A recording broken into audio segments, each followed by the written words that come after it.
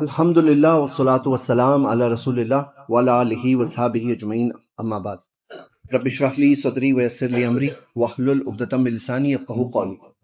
میرے بھائیوں، جیسا کہ ہم سب جانتے ہیں، اللہ کے رسول صلی اللہ علیہ وسلم ان آخری 10 راتوں میں جتنی عبادت میں محنت کرتے تھے، جتنی کوشش کرتے تھے، اتنی سال بھر میں کبھی نہیں۔ عائشہ رضی اللہ عنہا کہتی ہیں کان رسول اللہ صلی اللہ علیہ وسلم یجتہد فی العشر الاواخر ما لا یجتہد فی غیرہ، کہ آخری 10 راتوں میں نبی صلی اللہ علیہ وسلم اس قدر محنت کرتے تھے جو سال میں کبھی اور ایسا نہیں ہوتا۔ صحیح مسلم کی حدیث ہے، اور صحیح بخاری کی حدیث ہے کہ اللہ کے رسول صلی اللہ علیہ وسلم نے اب وہ خود بھی جاگتے، وہ ایقظ اہلہ، گھر والوں کو بھی جگاتے۔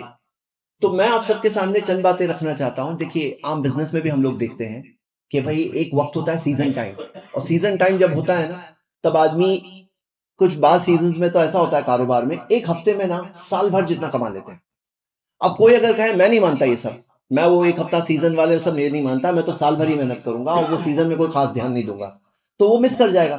جو سیزن ہوتا ہے وہ خاص سیزن ہوتا ہے، تو یہ سمجھنا کیا ہے، یہ ایک سیزن ہے اللہ تعالیٰ نے رکھا، لیلۃ القدر خیر من الف شہر، 1000 مہینوں سے بہتر ایک رات، یعنی ایک رات 1000 مہینوں سے بہتر۔ اتنا اچھا موقع کہاں ملے گا؟ یعنی ایسا نہیں کہ 2 رات سے بہتر، 10 رات سے بہتر، 1 مہینے سے بہتر، 1000 مہینے یعنی 83 ایئرس۔ اور ہم جانتے ہیں کہ آج رات بھی وہ طاق راتوں میں سے ایک ہے جو نبی صلی اللہ علیہ وسلم نے فرمایا کہ لیلۃ القدر کو ڈھونڈو رمضان کے آخری عشرے کی طاق راتوں میں۔ تو میرے بھائیوں، ابھارنے والی چند باتیں آپ سب کے سامنے کہ ہمیں بھی محنت کرنا چاہیے، محنت کا کوئی بدل نہیں ہے، کوشش کرنا چاہیے، اللہ کی بہترین عبادت کرنی چاہیے ان دنوں میں، ان راتوں میں، اور اس موقع کو کھونا نہیں چاہیے۔ کیسے کھو دیتے ہیں لوگ اس موقع کو؟ کیسے کھو دیتے ہیں؟ بعض لوگوں نے کہا کہ یہ جاگنے والی رات ہے، اب اس میں ایک ہی مقصد رہ گیا، جاگنا۔ تو آپ نوجوانوں کو دیکھو گے بائکس پہ نکلتے ہیں، ڈرائیوز پہ جاتے ہیں، کسی طرح سے جاگتے ہیں، اور کچھ لوگ لائٹس وغیرہ لگا کر کے جاگے رہتے ہیں، باتیں کرتے ہیں وغیرہ۔ یہ مقصد نہیں ہے عبادت میں جاگنا۔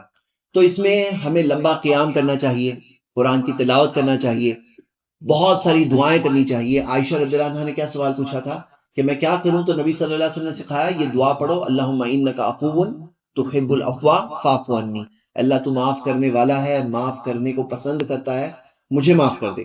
تو ہمیں یعنی کہ اللہ تعالیٰ سے معافی طلب کرنا چاہیے، اللہ تعالیٰ سے مغفرت طلب کرنا چاہیے، خود بھی جاگنا چاہیے، گھر والوں کو بھی ابھارنا چاہیے کہ جاگو بھائی۔ 83 ایئرس کس کو بولتے ہیں؟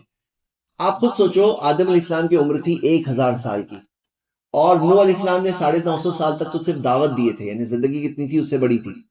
اور اللہ تعالیٰ نے ویسا موقع ہمیں نہیں دیا کہ ہم 1000 سال تک اللہ کی عبادت کریں، لیکن ہمیں ہر سال میں ایک موقع مل رہا ہے کہ ایک رات ہر سال آنے والی ہے جو خیر من الف شہر، 1000 مہینے سے بہتر ہے۔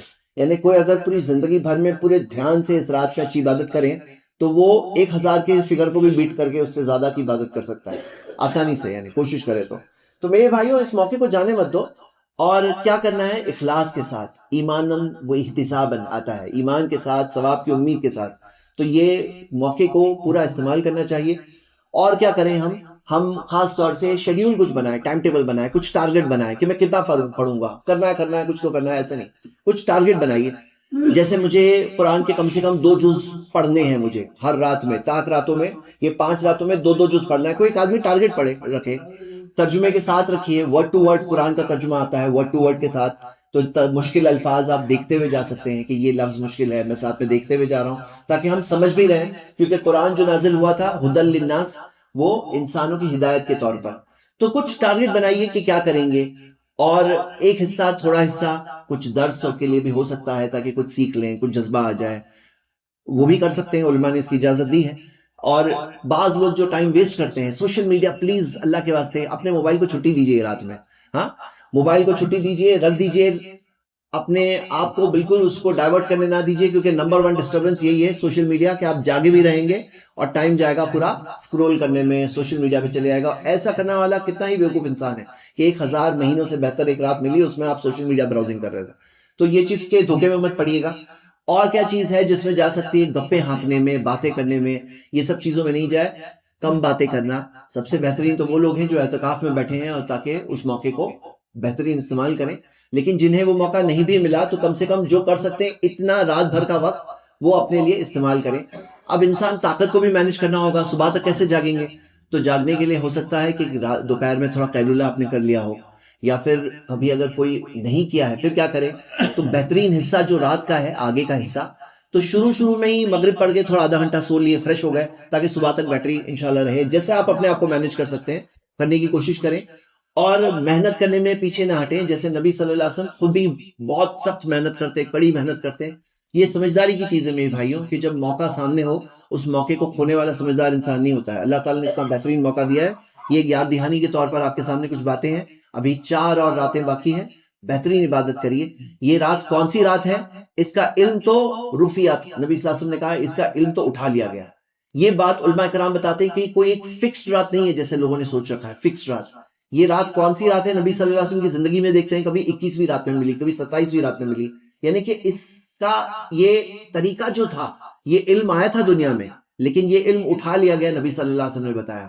بعض نبی صلی اللہ علیہ وسلم نکلے، خرجت لاخبرکم بلیلۃ القدر، میں نکلا تاکہ تمہیں لیلۃ القدر کے بارے میں بتاؤں. فتلاھا فلان و فلان فرفیت، میں نے دیکھا فلاں فلاں جھگڑا کر رہے ہیں اور پھر اس کا علم اٹھا لیا گیا. تو یہ علم آ کر گیا ہے، اور اس میں بھی اللہ کی حکمت ہے. اس میں بھی ہمیں ایک سیکھ اور لیسن ملی کہ ہمیں کس طرح سے جھگڑے بازی سے بچنا چاہیے، آپس میں ایک دوسرے کے ساتھ انڈرسٹینڈنگ سے رہنا چاہیے، قرآن و سنت کی تعلیمات کو فالو کرنا چاہیے، اس پہ چلنا چاہیے.